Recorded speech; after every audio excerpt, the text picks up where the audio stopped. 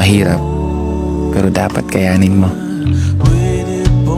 Mga salitang palaging pinapaalala ko sa sarili ko. Na sana, paalala mo rin sa sarili mo. Kasi kahit di mo sabihin, alam ko na may mga laban ka rin na gusto mong ipanalo. Mga laban na hindi mo na kailangan ikwento sa ibang tao.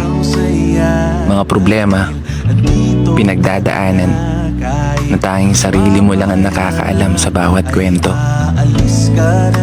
Mga pangarap, mga plano, mga pagkadismaya, mga pagkatalo, hinaing sa mundo,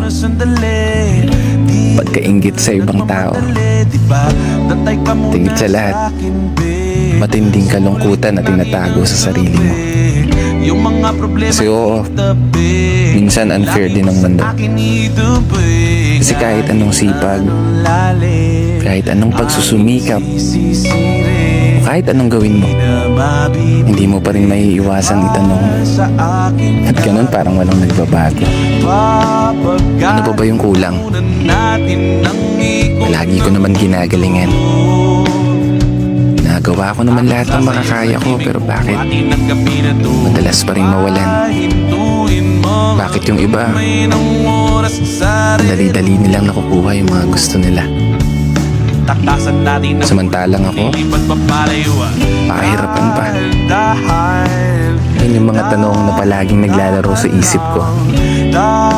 Kalaki pang paniniwala, balang araw alam ko na magagawa ko.